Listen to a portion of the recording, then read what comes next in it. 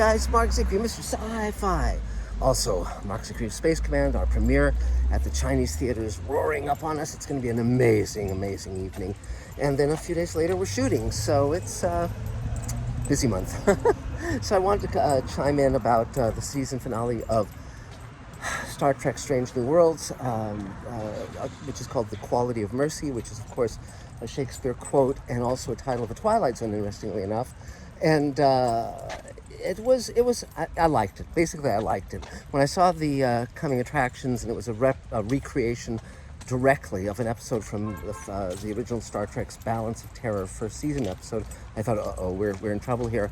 But no, it was actually the whole episode, like Trials and Tribulations, which essentially was combining two of the Star Trek series and kind of playing riffs on them. This was similar, but for a different purpose. And it was very much about Pike coming to grips with the future where he's going to be in this accident, he's going to save these cadets, because he's going to melt and be left a quadriplegic and only be able to communicate via, boop, so forth.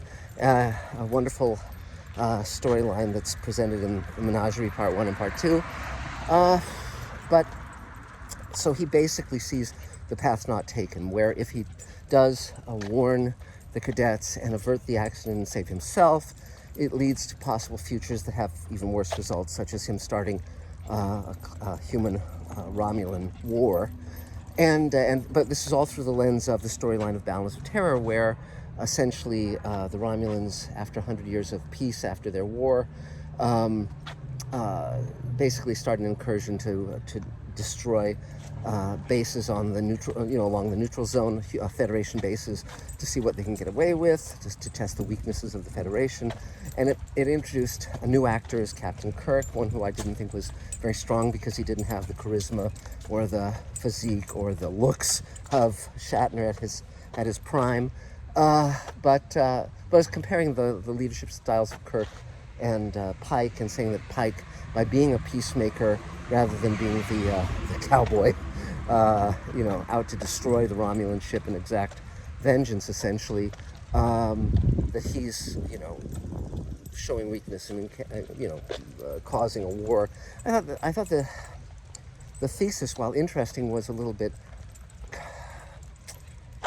I think, again, it goes once over lightly on the idea of the peacemakers and how difficult it really is to achieve peace, and how that actually works. Having worked with Elaine on the project about Lord Peter Hain, who was a worldwide peace activist, I understand that process somewhat.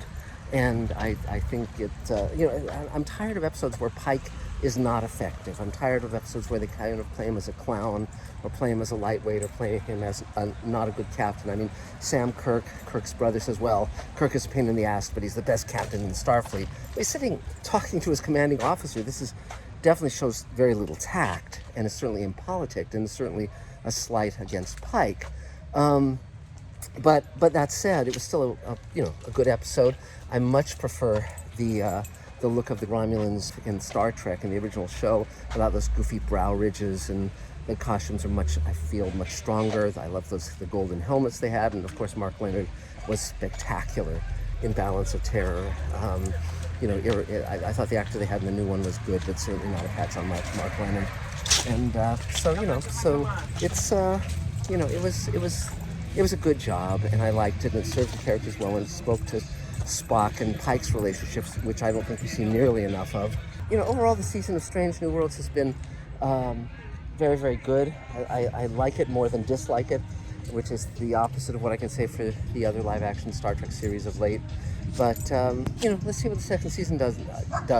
I heard the cast being interviewed, and they were saying, well, it's a lot of humor, it's a lot of fall down comedy, and it's like, that's not the right direction to go, guys. And you really wonder what's going on with Rebecca Romaine, why they aren't using her more. They've sort of split the purpose of that character into two different characters who are a little too similar, Lon and Number One, and Una.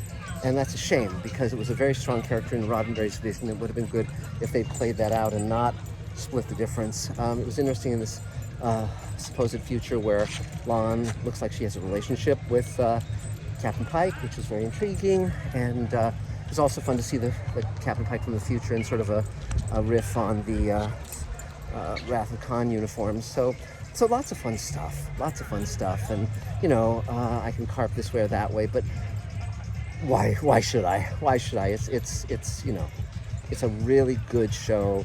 It's got a wonderful cast, and it has a lot of possibility. So let's see where it goes. Let's see what happens. But that's it for now. Very soon we'll be releasing the first 2 hours of Space Command to the waiting world. I think everyone's going to really be pleased with it. And that's it for now. Talk soon, guys. Bye.